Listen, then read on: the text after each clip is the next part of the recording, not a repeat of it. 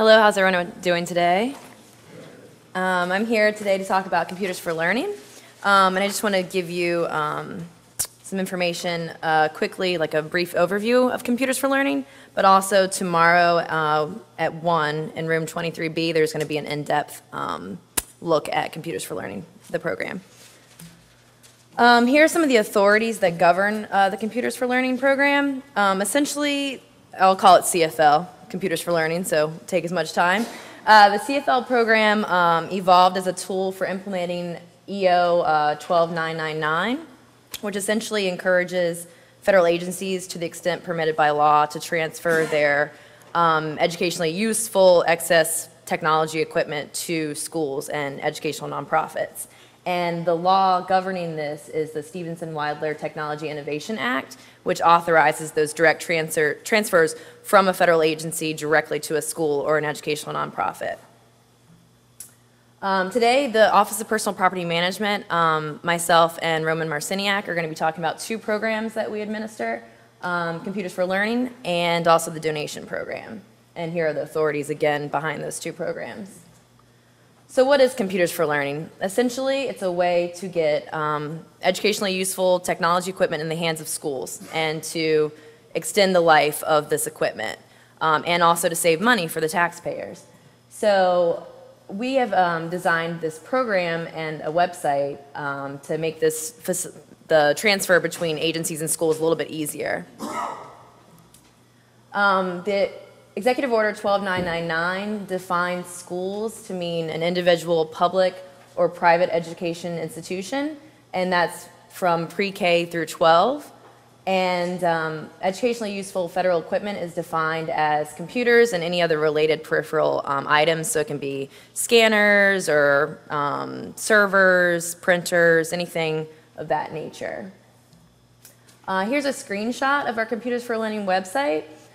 When you're a new user, you just click on register and they'll give you a user ID and like a generic password you can go in and change. This is essentially the portal for the schools and the educational nonprofits. And if you're from a federal agency here, you're going to be doing all of this on the GSA Access, and if you are familiar with GSA Access. The website eligibility to use the Computers for Learning program: you have to be a school, you have to be located in one of the 50 states or United States territory. You have to have an NCS number, National Center for Education Statistics number, if you're a school. And also you can be an educational nonprofit to use this program. And for educational nonprofits, you have to be tax exempt under Section 501C of the United States Federal Tax Code. Again, serve pre-K through 12. Be established exclusively for educational purpose, and be approved, accredited, and licensed. A few of the registration questions you're going to see when you first sign in and register for Computers for Learning. It's going to ask you, have you received computer equipment in the past 12 months? Is your school in an empowerment zone or enterprise community? How many students in your school are registered for state federal lunch assistance? And how did your school or educational nonprofit learn about Computers for Learning?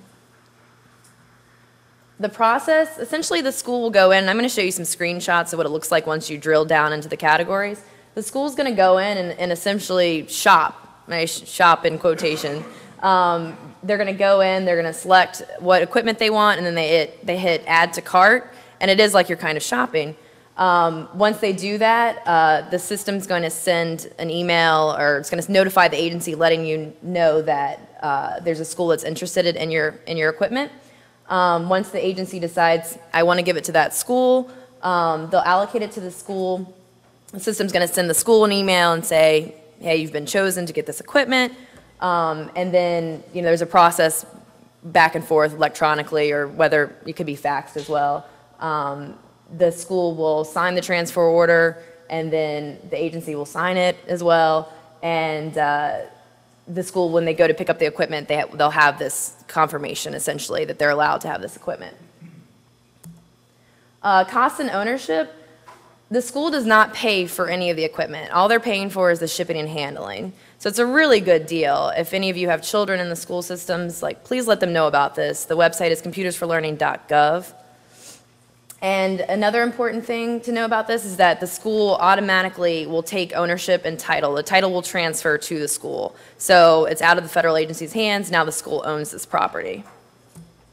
Here's a screenshot of the registration page. Like I was saying before, you're going to register as either a school or an educational nonprofit. If you're a school, they're going to ask for your NCS number, the National Center for Educational Statistics number. And on our website, we have a link that will send you to that webpage. So if you don't know your NCS number, if you're a school, you can find it on that webpage. This is what it looks like once you're registered and once you're into the system. You can see the items by computer category. You just simply click on what you want. If you want desktop systems, if you want laptops, and that's going to take you to another page where you can see everything that's available within that category.